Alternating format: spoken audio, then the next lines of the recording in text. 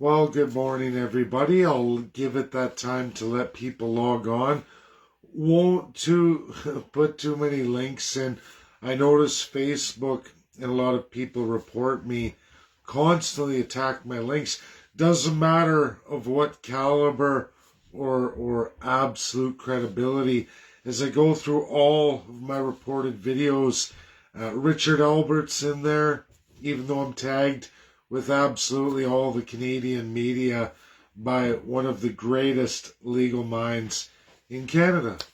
Absolutely. And I share his absolute publication with all of you. And the first thing that happens is I get nailed for somehow stealing intellectual property, even though I'm in the intellectual property. I guess that's not possible in the country called Canada. We're not going to focus too much on that. I'm going to do a Q&A today. I'm going to answer questions, interact with everybody, but we're going to go through things as I just got off the phone with Norway and the UNSC ambassador to Norway, who is currently president of the UNSC for another 5 days. Here's the problem, ladies and gentlemen. Norway is unitary.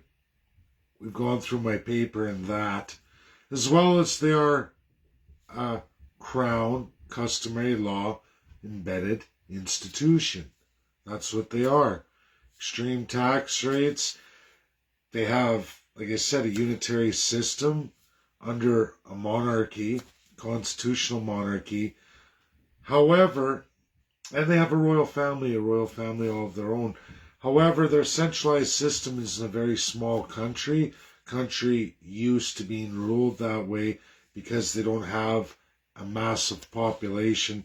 To put in perspective, you could combine BC and Alberta together, and that would be Norway. It's an island state, even smaller than those two grouped regions. They've done very well. Think of them as a mini UK. And with that small population, as well as its next door neighbor, Sweden, both countries are of my last name. Bjork is absolutely Norwegian. Bjork, the J is like a Y. As you will see, Ambassador Mona Juul, she has the J, U-U-L, Juul, York, Bjork. We got the man because we did a Norwegian invasion. My ancestors, housing my name, fought in a war against France more than 1,000 years ago, where they took France. In fact, it's called the Beaches of Normandy. You've all heard that from World War II. The Germans defended it. It was a high casualty site. Canadians actually marched on the beaches of Norway, and they were able to take it. So did the Allies. So, the history of that: Norwegians' Viking army invaded France, 2,000 with many last names. I've gone through this before for people who ask. We got into Bjorkman, and we even got into a certain environmentalist on where all our names come from, who was in that army, and what their last names mean. As we know, Bergman, Bjorkman, we can go on and on. Iceberg, Bergman, the mountain man, the greatest of all of that king's soldiers was Bergman. The better you were as a soldier, the more money you got. For 2 years, they occupied France, and a deal was done as the small king from France would not do the duel. He fled. He got chests of silver sent to Norway.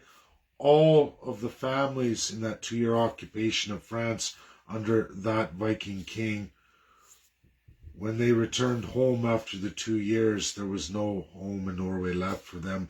All those families were removed. Many went to Sweden. You had to purchase an extension of your last name.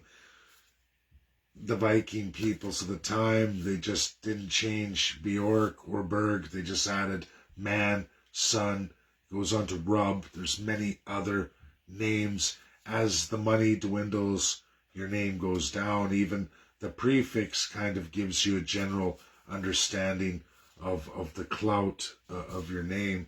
Now, Bjorkman isn't the highest of high names. Bergman is. Bergman is one of the highest. Bjorkman's fairly high, actually, because they had the money to get the man. You see son, and then they get rub, and then they get really silly as the money dwindles.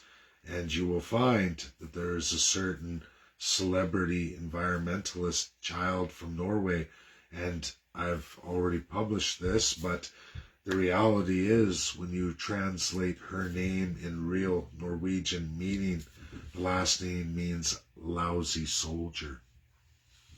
That's what that money got, and they returned to Norway. So probably a good politician, probably really loyal to the crown, easily to sell people out, lead them on a fancy, which I guess it sticks with the family today. Now, I called, I got a hold of the ambassador's office, which they're not open until 10 a.m. I'm going to try again at 10 a.m. when we stay up. But they do have an extension for me to call Norway itself, talk to Norway at that front. They were not willing to put it through. They said if Mona doesn't make that choice, they're not going to disturb her this morning. I will have to try and get a hold of her. I will have to reach out again by email.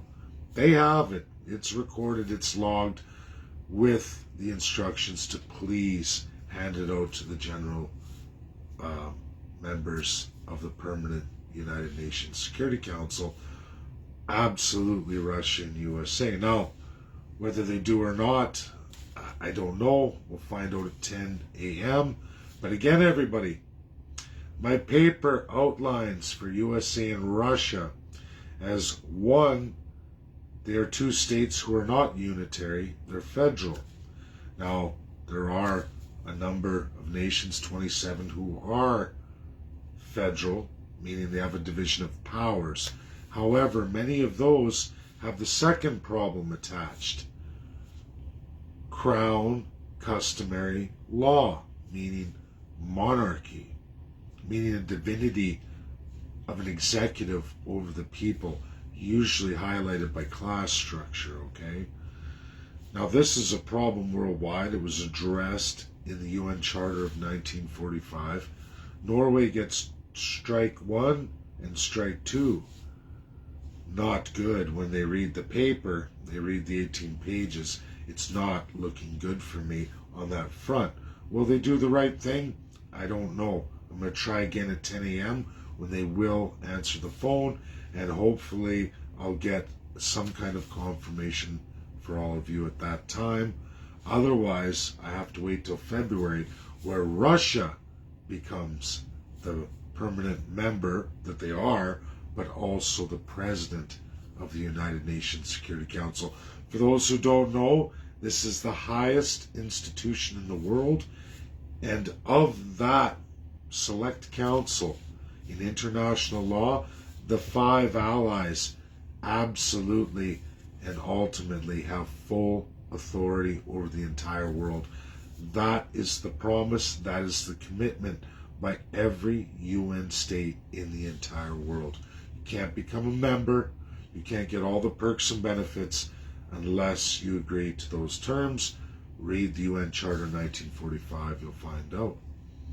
There are many other international laws that they have ratified, all of them together, or partially with abstentions, but never a no. If there's ever a no, it's a veto, and nobody can utilize that in any binding international law. Do we see UN states like Canada and others invoke these laws and push them on their own countries in direct violation? Sure, and it's their right to. Is it right? No, it's wrong, but a lot of states do that. Canada is notorious for doing that, coming up with laws that they can't get passed into binding world law, meaning binding on every other country in the world, and then Canada forces upon their citizens. The third class the second class, but never, never, ever at the expense of the divine first class, which is crown. This is crown customary law.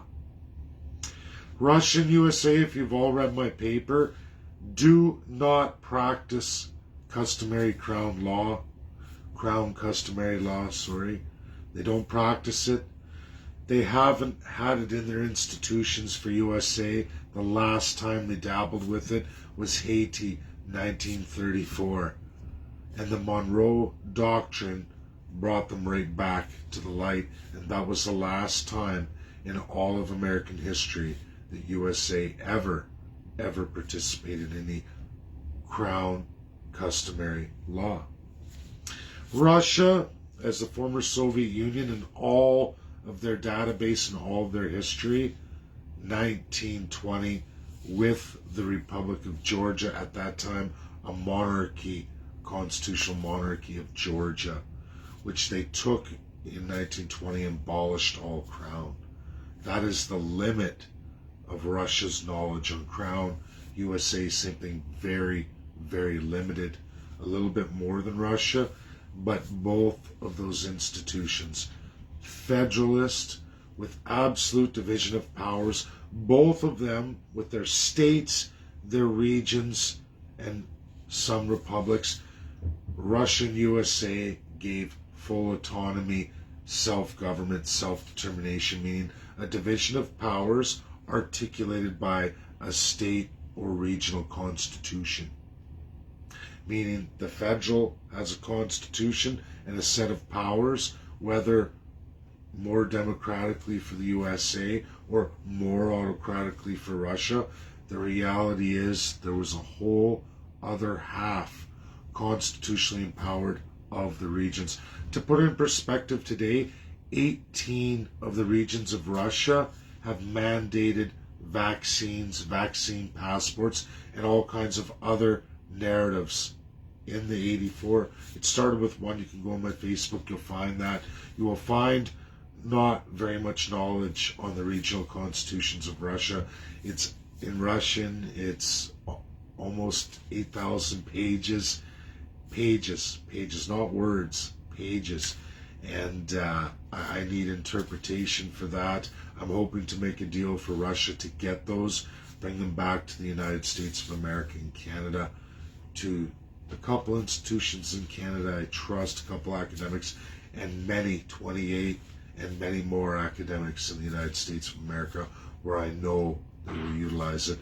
It should breathe a breath of fresh air into US and Russia. I think that they are very much closer than people realize, and even they themselves realize. And the reality is, I think they look at each other like a mere reflection, seeing the things they hate about themselves, or the things that they're jealous of the other, that they wish they could more embark on. And that's why we see such at your throat activity with Russia and USA all the way through. And now everybody, when you add crown customary law and you add unitary systems, you are left with only 7 out of 193 UN states officially. They're built in that way. USA and Russia are 2 of them. That's it, you guys. Canada, we may be federalist, which is arguable, as none of the provinces or territories have ever codified a constitution cementing your Section 92 constitutional powers. It's called for since 1867, but again, none of your autocratic premiers elected have ever gone and done that. Now, you can say, oh, this province, Alberta Bill of Rights, or this province, charters, bills, all that. You guys, it is bum white. When you're dealing with monarchies, crown customary law, there are no such thing as any rights because you're under class structure. It is rights in the divinity of that first class. When I say divinity, it's like a god over the people. And they are bred and raised to believe that. Politicians get into that, and they quickly, with the onslaught of wealth, the want not, waste a lot mentality takes over. The divinity of socialism, where they get all their wealth, and the absolute ability to utilize capitalism as much as is beneficial to them, but yet restrict all of you from it. You all remain in a socialism, a divine socialism. Huge problem with crown systems, crown customary law. And when you add unitary, when I say unitary systems, this is when there's a central government, like a federal executive, except for instead of any regions, provinces, territories, cantons, oblasts. I can go on and on. There's so many different terminologies in even just those limited countries, but those don't exist. They do, and there's different cultures of people, but in unitary systems, one central government reigns over everybody, and they pick the densest cities, the massive vote, and they can be in the illusion of democracy, everybody. They can say, look, in mass majority, everybody wanted this, but it's specific to a dense city, a city that will not have the issues of rural landscape, will not have the issues of mass distance, will not have the issues of harvesting resources. You see the problem here, right? You see how unitary governments can absolutely exploit and destroy a people, giving a power of a majority who doesn't even know any better, who can even relate to the other peoples in the society. This is an old system. It is the city empire. And you can read my first paper. I go into this in great detail with all the links. But this is where we're at. This is what Russia and USA need to know, is neither defines crown anymore, or even if they do, it's very, very limited, extremely limited. Even Canadians will say, whoa, that's it? That's all there is? Anyone who's read the paper, that literally is it for the United States of America and this former Soviet Union, which is the Russian Federation today. They need to learn this stuff. King George VI came and went. He died abruptly. And since that time, 1952, you can look at all the states, and there are many, that Russia and USA dismembered and redesigned. And guess what happened? Over and over again, those countries fell apart. A lot of it had to do with unitary governments, just like what we're witnessing with Ukraine and the poor, unfortunate small obelisks who got pushed into that. Crimea was there, but so is Donbass, and its two divisions, two territorial distinctions, and those people in an absolute minority, even though they voted in a majority to get out, there was no get out, because ultimately it was, look, here's the vote of Ukraine. Sorry, you're no longer a province for Canadians. You're no longer a province or a territory anymore. You're just a whole region called Ukraine now. And there's one central government far away who... Sorry about that. I always gotta turn off notifications. I was looking to see if that was Norway. I was gonna go, see you later, suckers, but I didn't do it. So it's not Norway. It's local, so see you later. But, yeah, that's where that is. That's where we're going. We're going to find out here at 10 o'clock. Second part of this is a lot of people, you know, it says a callback here. Geez, maybe I should look at that. We'll look at it after. I still got time. Second part of this, a lot of people talking about the United Freedom Convoy. Well, ladies and gentlemen, as I talk to a lot of people at work, and I do have a lot of co-workers who know what I do politically, and they say, you know, why aren't you out there with that? Why aren't you pursuing that? You should be out there. Well, I can tell you all, I went around on all these freedom rallies, and the destruction, the literal destruction of founding membership is the issue, everybody. You can't make a founding membership geared in one direction. Like my Facebook is really geared. Now, it's tapering off. People are quitting every day, and I'm thankful for that. I want to bleed it down and keep bleeding it down. I want to get rid of all the radicalism and just focus on the general Canadian. And when I go door knocking, eventually that will come. COVID will end. I know the government wants to hold on to that. I do agree. But I can tell you from being in, and you can look at my Facebook, you'll see me driving all around. I stuck to it. I stuck to it for days in the convoy. And I quit when I ran smack dab into Andrew Scheer. Done. We got in it. Everybody, you will not find another Canadian who has done as much in-depth reading and presentation on Bill C-48, your tanker band out the West Coast, or Bill C-69, the anti-pipeline bill, and then just the fact that they wanted to crush Energy East and Northern Gateway Pipeline. That was our goal. That's how we started. Yellow Vest, I had a huge following, which again, crushed down. For those who haven't followed me for a long time, I've run with the waves. And you have to, when you're building a political party, you can't get swept up into generalizations or one size fits all in a minority group. It's no better than what I'm trying to do here with the UNSC. It's no better than what's being done in Ukraine against Donbass and those two small oblasts. It's the same thing.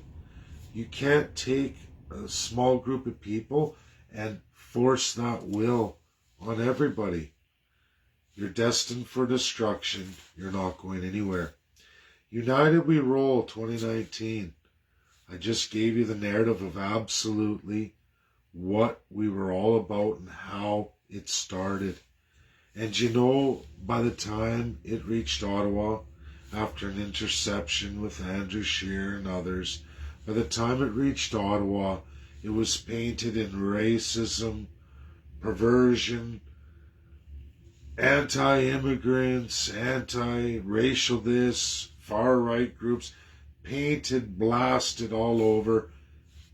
Yellow Vest, usurped, destroyed, turned into a socialist can of crazy, as every single thing goes. Where do you suppose this money, these ideas come from, and this usurpage comes from? Every time, ladies and gentlemen, I've been at this for a very long time, a lot of years. And if anyone's followed me just in my Facebook realm for the last 6 years, you'll know it has been usurped every time. Look what happened with freedom. It became anti-vax. So anti-vax now. Anti-vax is spewed everywhere. The amount of lies attached to it, I watched today as pretty reputable people post blatant, complete lies. Because you have a narrative, an agenda, a one idea, a one narrative. It's making people like Maxime Bernier a lot of money. It's making mass monies turn on a dime for the convoy. But at the end of the day, all the radical, all the crazy will be there. And for the vast population of Canada, I can tell you this, and you all deep down right here know, it will be lunatic, it will be met as crazy. That's how it will reach Ottawa. And the tides will turn. Been through it too many times. I know the crown. I can't do those narratives anymore. It's why I wish to go to the United States. It's why I wish to go to Russia. It's why I want to strengthen those institutions and work on the great works I'm working on, because I can't defeat the crown. You need a lot of people. The problem is a lot of people are institutionalized in Canada. They've been in this system so long, multi-generational, that it's nearly impossible to break it. I have good friends saying, we need this right now, this is for our mental health. It's always that. Every time. I've seen it with labor. I watched the commies usurp me in labor. I've been at this kind of stuff for over 20 years. And the big direction change was when I built a political party. And I learned from that experience in my home province of Alberta. When all those corrupt your party and you realize it was your foundations. And I almost did it again here too, just trying to get across Canada because the cost. And in order to avoid that, you got to ask for money. Well, as soon as you start doing that, you open yourself to all the special interests, all the problems, and all the crazies, and it never goes away. And ultimately, it takes you right back to the crown, the thing that you wish to destroy. I take my time, ladies and gentlemen, loyal followers, because it's the right thing to do. It's good to get the people aligned with you over a series of time. And I'm no longer into rushing, as I need major help. We need major help.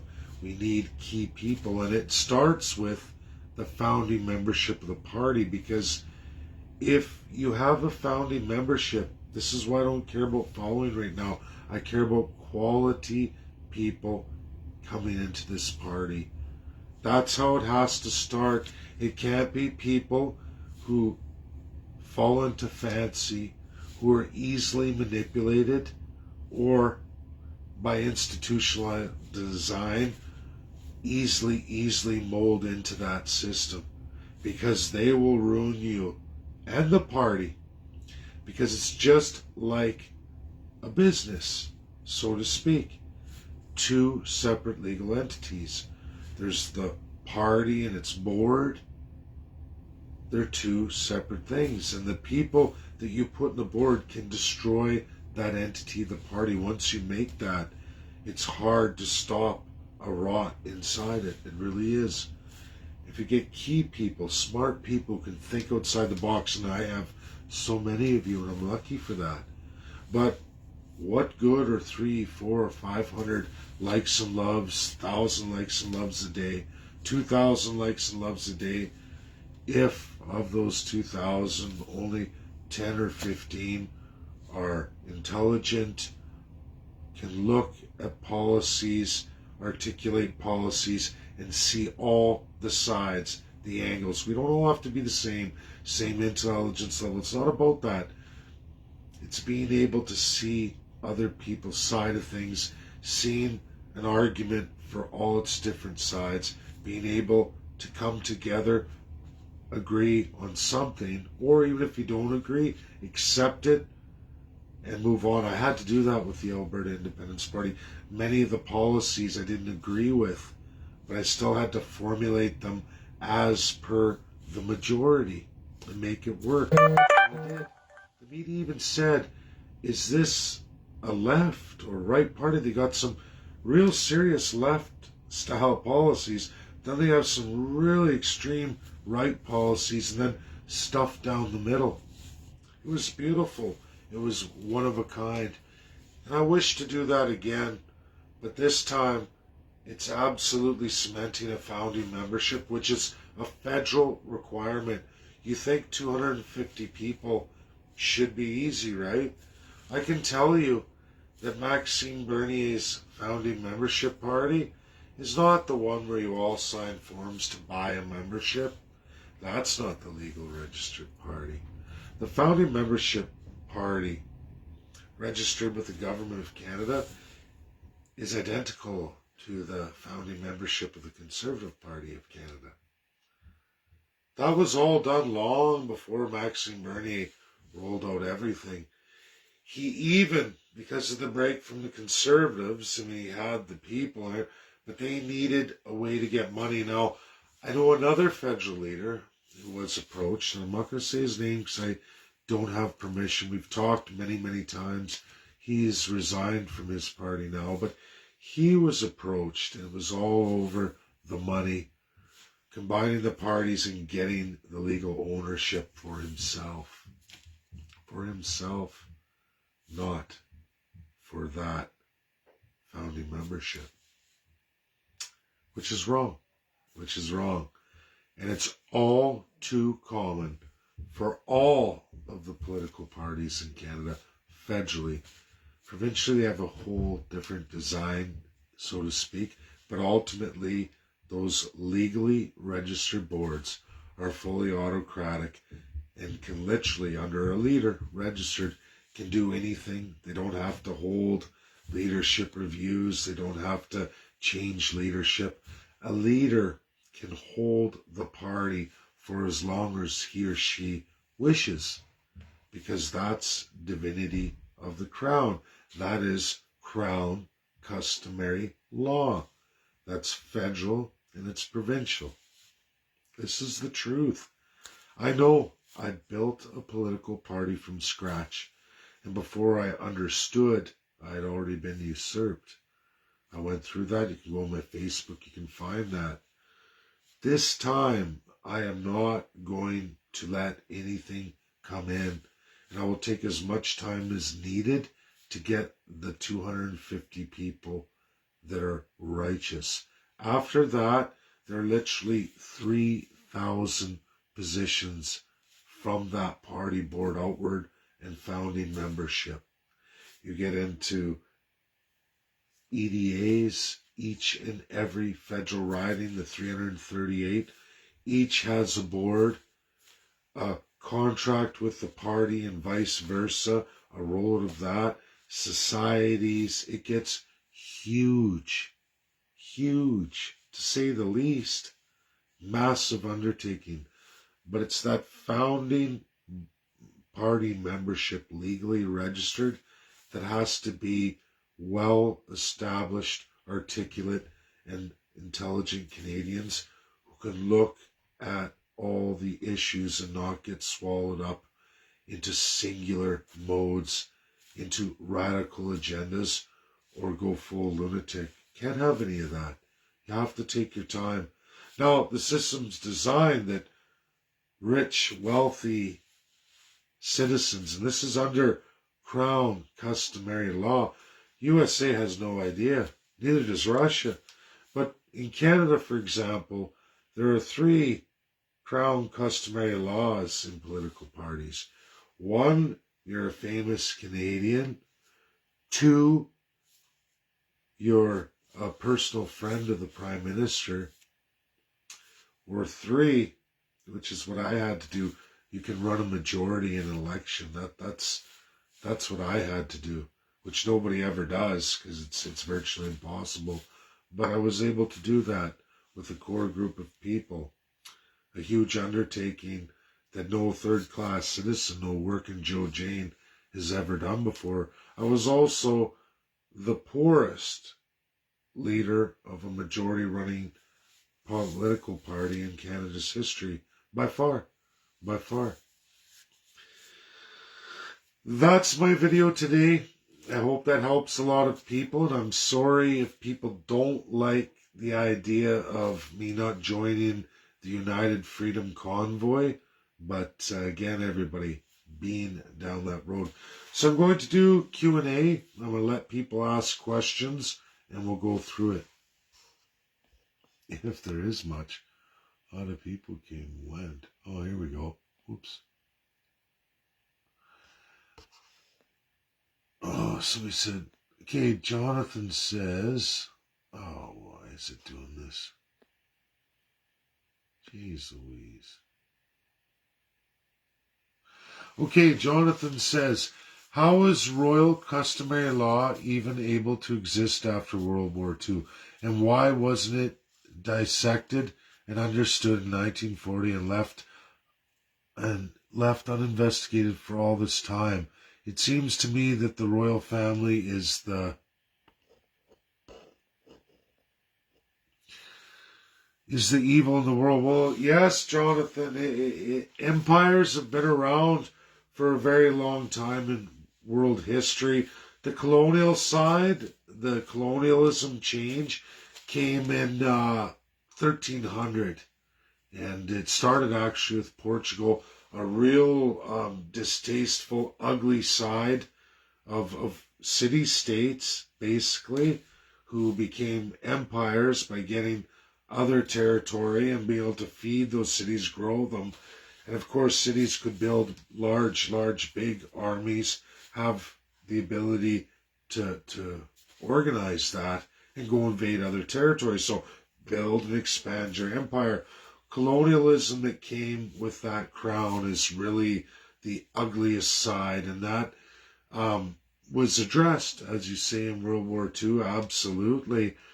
The problem was when you're dealing with Russia and USA, they were never crown customary law practitioners. They were never really. They dabbled in it in a very limited sense. When you see independence of the 13 colonies and the growth of the United States, as well as the Soviet Union, which actually came after, but you'll see that they never took the time to understand it. They knew it was wrong, but they just wanted to abolish it, and they did. In their respective countries, they did. They destroyed all of it. The problem is, they're not all over the world at that time. They weren't. They weren't even superpowers. Neither of them was. The United States was just 13 little colonies. To put in perspective, British Quebec, which stretched a lot further down to Louisiana, was much larger in territory and might than the 13 colonies, okay? The rest was all British Empire.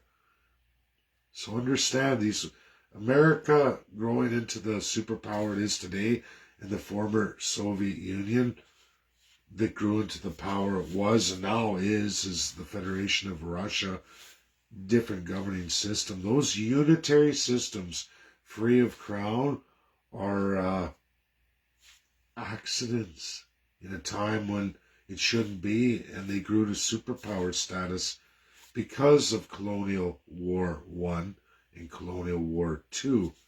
And Russia and USA came out on top. And they didn't end there. Their institutions, especially the United States, had been smashed on by all kinds of customary crown law nations, and especially in colonialism. France, all through the United States, America had to fight from the 13 colonies to wipe out France. Louisiana, upper and lower, just like upper and lower Canada. It's no accident, ladies and gentlemen. These designs have been around a very long time. These crown customary legal systems have existed for a very, very long time. Now, they did try to abolish it. They even got, before the war was over, they even got one Sir Winston Churchill, Prime Minister of the United Kingdom, that British Empire, and King George VI, Elizabeth's father, to agree to all of that. France had to agree too. They were occupied by Germany. They were decimated by Germany. UK, as it is now, was bombed out. London was falling. I mean, they were weak. Germany. If USA and Russia hadn't entered the war, Germany would have won Europe upwards to the point of hitting the Soviet Union. Now, I don't know USA and Soviet Union on their own, and then China coming in. And for those, I haven't written enough about Japan and their colonial attack on China and all the human rights atrocity. I've touched on the Philippines, the March of Death, but I've never actually gone into too much about China, which I know quite a bit about, but I will get into that and how China fits into all of this, why China got a UNSCP 5 seat. They were a republic, but the world unanimously voted them forward. They wanted to destroy the crown. That is the design. King George VI agreed. Those three countries didn't have enough knowledge in crown. They relied on King George VI. He died abruptly. They went it their own way, and we've seen how Unitarianism and customary crown customary law, has continued in their absence, in their ignorance. They don't understand it. Look at my paper. You can all do this yourself. Grab American Webster. Grab the Lexigalos. That's Russia's complete works transferred over for all of you. Anybody in English. And you will find both nations, even though USA speaks English, they have no grasp of crown. They would laugh at the concepts I bring forward until they read the 8,000 different pieces of reference. The idea that the Titanic, for example, the Titanic in the time of the Titanic, crown, customary law, it was not the captain who went down with the ship, it was the boilermaker down in the holds. You close it, you get a rupture, and it gives the first class, rich, first dibs on the lifeboats. The second class, that merchant or wealthier entrepreneur, half of them had lifeboats. Not all of them have. But no one in the third class, working class, on those ships survived. There was no lifeboats for you anyway. You go down with the ship or you go jump in the ocean. That's hopefully some will float to the surface. That's how ignorant the USA and Russia are on crown customary law. They don't have that, even though you can go into UK or France and all these other nations, Norway, Sweden, we can go on and on. There are many, many crown nations. Not only the former 84, but 30 more. And now we have 54 plus 31. That's how many. Doesn't all have to be British. There's others. They wanted to get rid of it. Read the Charter, read all the international binding laws passed up to 1952, and then again decolonization led by Russia, who knew it was wrong, wanted it gone. Let's do this, and countries tricked them in the USA. Oh yeah, no problem. Look, India's independent, aren't they? Uh-oh, they got Governor General and Lieutenant Governor since 1948. India has all kinds of troubles. They've never gotten any better. People complain about the courts. Well, it's King's Court. You took Governor General in its official crown customary law, and that Governor General is able to override the highest Supreme Court of India, changing decisions, narrative decisions, not an independent court. It's not a juristocracy where the judges think that they run the show. No, it's the fact that there is a crown position there that's able to override the courts on behalf of the Prime Minister. That's the truth. Lieutenant Governor, we can go through so many crown positions that USA does not define, as does those under constitutional monarchies or even republics with crown embedded powers taken from a time they were. There's many nations like that too. Blends. Try to hide it. Look at Canada, they hide it. Oh, it's largely ceremonial.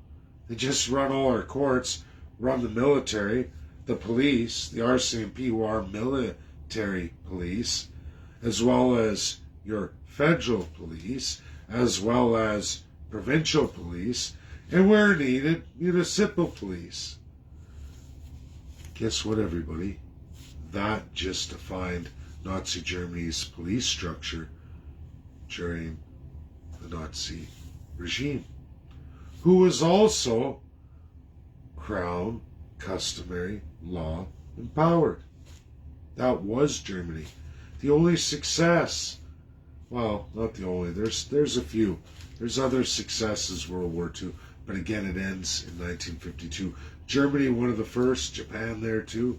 There's been lots done to make a lot of nations pretty good, but that was all during the time of absolutely King George VI, who had a firm grasp of crown customary law, had a task he agreed to. He went around his Commonwealth to do that. He educated the Allies and their leadership at the time. Russia and USA got an education, but that all ended after 1952. And then there's all the countries who swore they got rid of it, but they stole the crown for themselves, keeping all those customary legal titles in their descriptions for those countries, but not as they're defined by Russia or USA. That's how they get rid of it, just by lying, by serious secretive means. And they've kept that secret. There's a lot of nations in the Commonwealth alone that keep that secret for all of them. Now, we watched Barbados get rid of it, Lead get rid of it, and I think the education now is to bring Russia and USA back to that time period and say, hey, look, you're missing something. You need to understand this. Let's have somebody show you the way. That's what I would like to do. Hope that answers your question. Kind of a long one for me. Let's see here. Oh, here we go. Oops.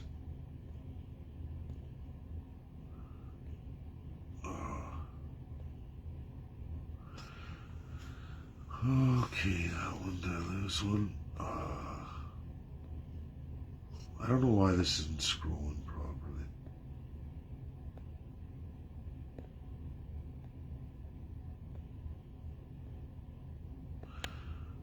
Okay, you're live. Woohoo! You got everything sorted out, I guess. Sasha, no, I didn't get everything sorted out. I'm under a lot of Facebook open investigations right now.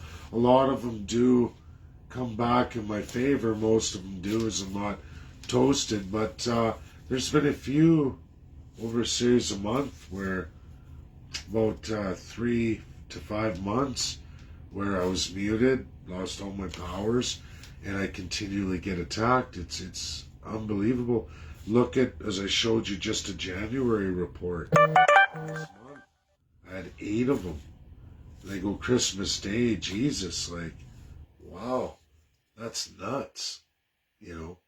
But it's people reporting me. They don't give me a description. It just says, you've been reported for da-da-da-da content. And it's like, okay, so you're investigating me. What? So why cut my videos, kill the video? It's not good.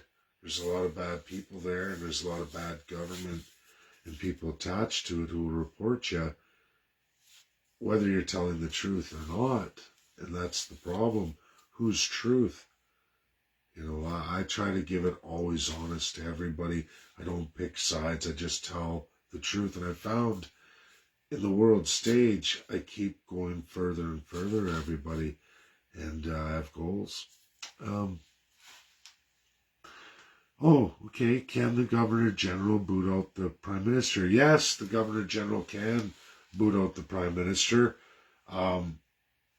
But the Prime Minister can fire the Governor General too. The Governor General sworn to the Prime Minister.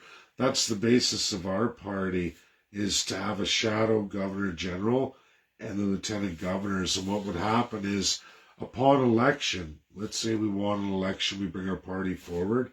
Immediately on election day, a call for the 30 days. I notify publicly that day in the winning election on all media, because you're Prime Minister, let's just say. You notify the media immediately that you read the list of who your shadow Governor General, all your Lieutenant Governors of provinces and territories, and we'll talk about territories after, but that too. And that's kind of not a secret, but it's not to be published yet till we have our party and our founding membership. But what we do then is publish it that day, the day of winning the election. There's a 30-day period before ascension. This is your notice. You send Not only you list the names of them, you're submitting written notice. You have all the written notices with you. You go through the media, you read off the name of which governor general, which lieutenant governors, which are named. This is their 30-day notice, and these are the replacements that we will be doing upon ascension 30 days after an election. And when we do that, we dismember the whole crown. But yes, you can get rid of a prime minister with governor general. For instance, Nazi Germany, the same definition under Nazi Germany pre-1945, pre their dismemberment redesigned by the UNSCP-5. Germany had Chancellor, which is Governor General, and the Chancellor took the powers, which are the exact same as a Canadian Governor General, described in customary crown customary law exactly as control of the military, control of all the courts, which is true through lieutenant governors. It is same with Chancellor. That's how Hitler did it. Hitler did not rise to power as leader of Germany. He was Chancellor of Germany. That is how he was able to arrest all the opposition political parties, put them in jail. It was how he was able to take the courts and enact all the legislation and have it passed. That's how he did it. He took control of the courts, because that's the power of Chancellor, override all the justices, make decisions based on what the Chancellor wants. It's supposed to be on behalf of the President or Prime Minister, but in his case, they had given that power back to Hitler. Hitler convinced him to do that. I think it was von Bismarck convinced him to do that. You're not going to get Justin Trudeau or Aaron O'Toole or any other filthy autocrats to do that, because they've been in this system much, much longer. Not only much longer than Nazi Germany, they've had this power for much longer before Germany. Absolutely. Canada is the oldest Nazi model. Different nouns, same definitions. A monarchy in constitutionalism. That's reality, a constitutional monarchy. Designed exactly like Nazi Germany, of the Nazi Germany that went to World War II and did its heinous human rights crimes. Canada has been that way before Germany and is still that way now today, with the same powers in place, unimpeded, never been highlighted. Canada USA and Russia have no idea. That's the work we got to get shared out. That's the work of the UNSCP-5, specifically the work for Russia and USA. And why it's never too late to change focus, to get on those institutions. And I've started that as aggressively as I can.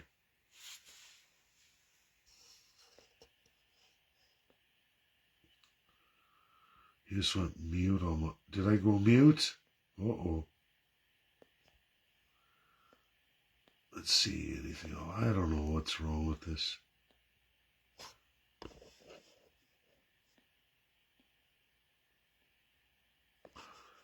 Oh, that's a nice change of pace. Oh, wait, what's this? Oh, someone's asking. Oh, Courtney Currio. I'll just be the one that continues to cover you in prayer. Nothing can be accomplished without Jesus' lead. Well, everybody has their religious views. I believe in the teachings of Jesus, and I try to follow him as much as I can, but I've seen the evil of men, and I've seen the evil of this country, and I can tell you, there is no Jesus in any narrative that is the crown divine politician of Canada. To put it in perspective, Courtney, the Queen, on her Christmas address, Jesus is just a man, because she's God. Their family was raised that way. That's what she believes. a divine right by God, not Jesus Christ and what he said, by the real God who's empowered her. Your politicians have gotten drunk on that stink too. In fact, a lot of Canadians do it in the name of God. They'll say things like, oh, Jesus has spoke to me. I've talked to people like this, and it's a red flag for me because you know what? When you read the life and times of Jesus, none of that is articulated by him or anybody around him who wrote about him at the time. I mean, people can look at the Bible and say, oh, but look, 250 years later, they're saying this, this, this. That's not of the time of Jesus. That's not of his life and death and resurrection. That's none of the stories of him. That's all way after the fact. I have to discount that. Everybody likes to look at Revelations, but Revelations came way, way after the time of Jesus. So I'm careful how I look at Scripture. I'm careful. I choose to follow New Testament, and I try to follow Jesus, the one part of the Bible I like the most. That's just me personally. I'm not judging anybody. Anybody can believe in any religion they want. I believe that.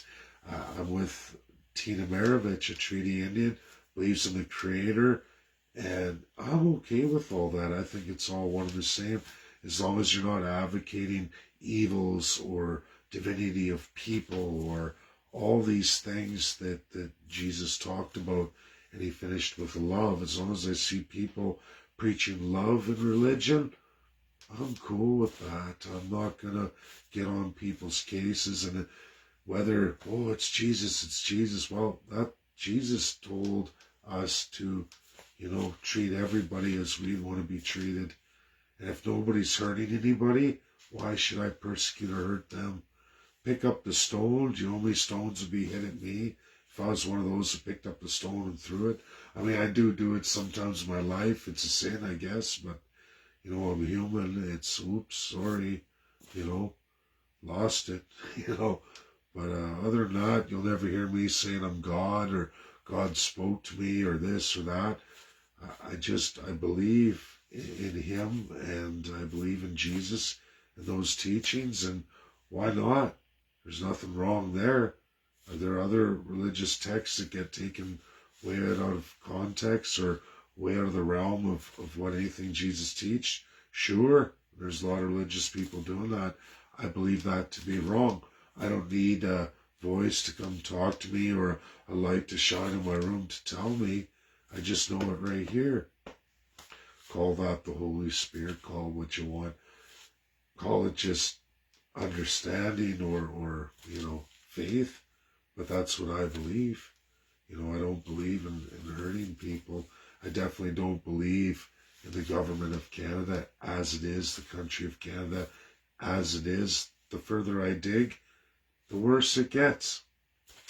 And I find always Canadians will rush to action, which brings me to the United States, everybody, too, which I guess I didn't go into. So here's the big question for you, everybody. Why didn't the United States roll out truckers of their own? They're a much bigger country, way less vaccinated. Why are there no major protests to Washington or to the border, blocking the border from U.S. truckers? Why is that? Why is Canada's whopping inflation rate 5%? Why is USA's 7%?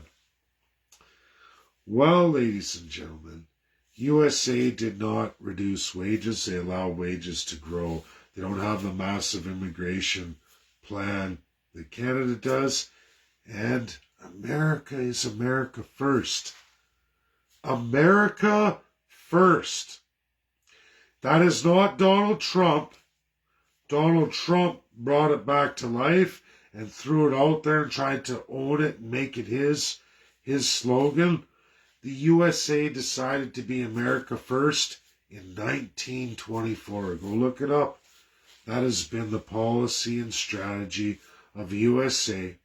In a unanimous vote by Americans, Democrat, Republican alike, every now and then in history they come together fiercely fiercely aligned, and they make decisions.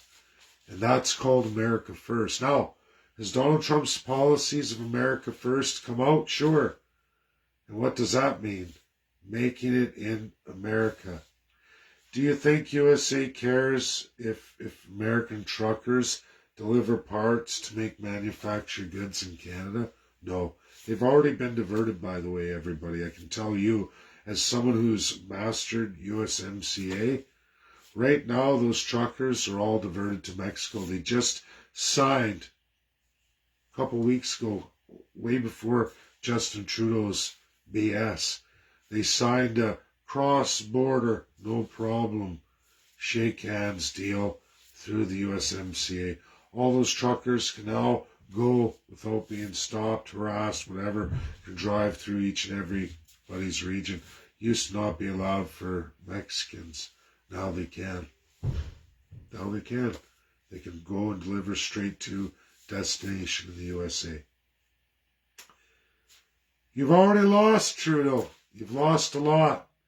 And remember, everybody, it's America first. If you didn't get this in 1924, or nobody bothered to give you the memo, that's the truth. It's always been that way.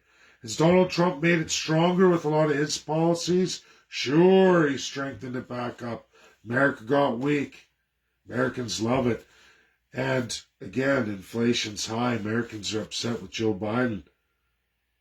He has a choice. I mean, there's a lot of ways to kill inflation. Justin Trudeau, Aaron O'Toole, Jagmeet Singh have the perfect way to kill inflation. Look, it's not as high as USA. We stunted all the wages.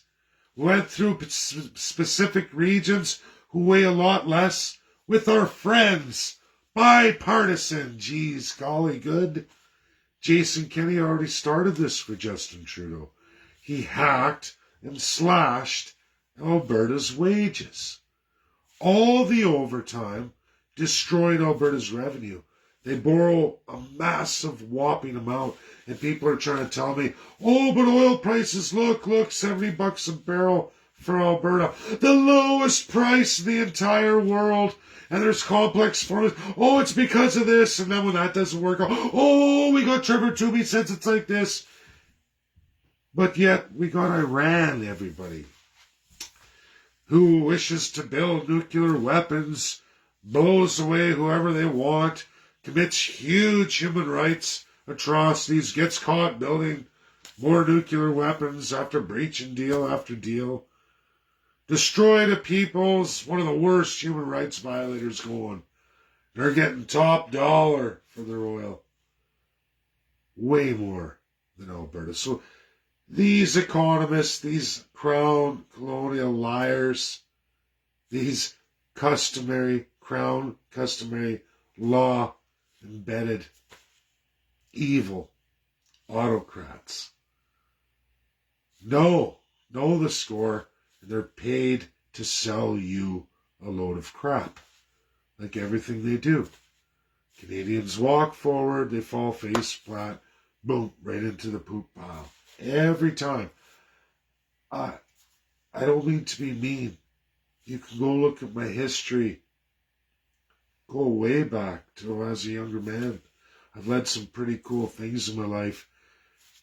I should write books, I suppose, but I always look at that like that's something you do when you're finished. I'm nowhere near finished. But I'll tell you, for everything I ever did, I always face first in a pile of crap. And why? That's the design of the crowd. That's what they do every time. There are no American truckers rallying cries or any of it. They haven't lost any wages. They got more work than ever. They're not battling unemployment. They're short-staffed. All those unvaccinated truckers are now running to Mexico, probably making more money and enjoying their new jobs. That's the truth. No convoy from USA. No march on Washington. Their wages haven't been hurt. They're not getting screwed over. Hey, Joe Biden last month released a crap ton of oil. A crap ton of Alberta oil. We had to pay for that. You watched our differential shoot extremely high. If Joe Biden has to do that again, you're going to watch the differential explode. And Trevor told me I got a formula, the sixth expression of the. It's all BS. It's all BS. They apply formulas every time there's a new narrative, when it's very simple where the narrative comes from. USA gets discounted oil from Canada because we're their only customer. It's not rocket science. We don't have any 2 million plus capacity tankers, which since January of 2020, already 2 years ago, and still not one conservative, liberal, or NDP talks about it. People will run as fast as they can to Pierre Paul. Oh, he's a savior. Because that's what Canadians want. They want a Jesus. You're already roped into worshipping a false idol. They do. They do. You can't just go with a person, a human being.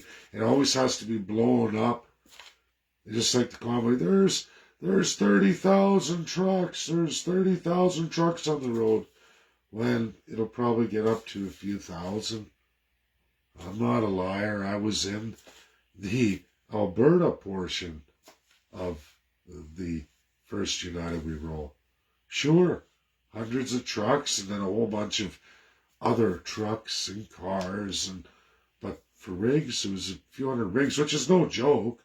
I mean, it started in Alberta. That's huge, right? It just got bigger, and it was thousands by the time they got to Ottawa. This is the same thing. Have they raised a lot of money? Sure, $100 a pop. 50, 60,000 viewers, sure, no problem. But at the end of the day, what's going to be accomplished? Watch the news stories. I've been down this road already. This is a carbon copy, same blueprint as United We Roll. Now it's United Freedom Convoy. No difference. One did the circumference of Montreal. The other's going to do Ottawa. It's not going to change anything. Trucks are still ripping down the road. I was out, drove the GTA today in a blizzard. Trucks. Way more than a convoy just on the 401. Sorry, guys. I mean, I'm not trying to be a jerk, but it's not enough. It's just a drop. And Canadians want that because they want something to believe in, something to follow, something to put lock, stock, and barrel into. And it's done every time. I've watched Canadians do it over and over and over again. We watched Fox News, the only media to really interview anyone on this, and they told you got to fight. You got to fight for your rights. And when they say that, they mean, you know what they mean. Just like America had to build their institution. People say they're warmongers. They beat back the autocracy. They beat back all the crowns. They beat out all the colonials. They beat everybody until they formed America as it is today. That's reality.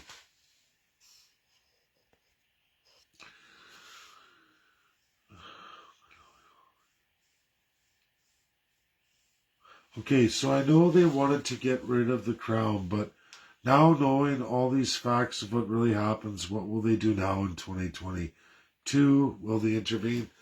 I don't know, Jonathan. We got to work at it. That's the thing.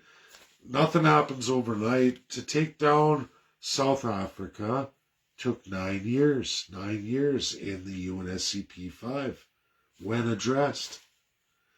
And that was a crap ton of organizations, civil society, and world peoples coming together to grow it.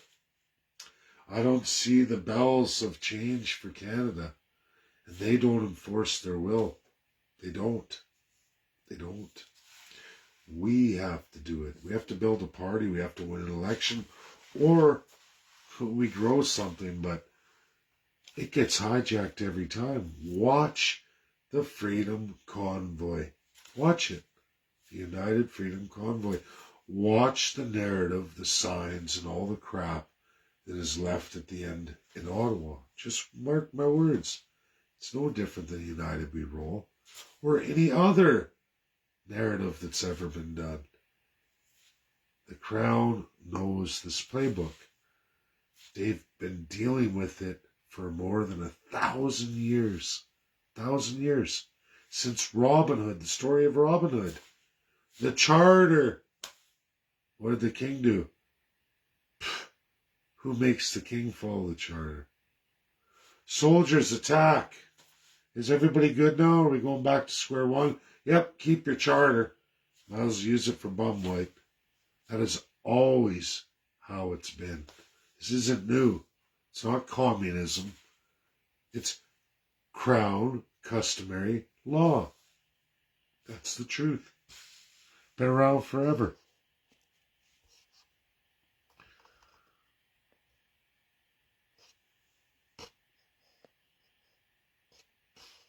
Oh, let's see. Jeez, I'm trying to get there. Oh, this is, there we go. We need to be invested in you and the truth only. Canada first, first peoples, first choice. Absolutely, I love that. Well, I see that looks like the end of questions. I hope I didn't miss any. A lot of people, absolutely disgraceful, no mute here. Listening from Alberta. Yeah, I guess that's it. I hope I got everybody. If I haven't got you, hit the angry face button. Go boop, boop, boop, boop, boop, boop, boop. No, good. Thanks, everybody. Enjoy your morning. I will update if I get a hold of Norway and they have answers for me. I'll update everybody right away, okay? Have a great day, everybody. Stick and stay, make her pay. Rome wasn't built in a day. And those who race to the finish in Canada always fall flat in a pile of shit. I know, I've done it 100 times. Something's got to change. When things don't work, you change the way you do things. And that's what I'm doing. And it's been miraculous for me on the world stage. Bye now.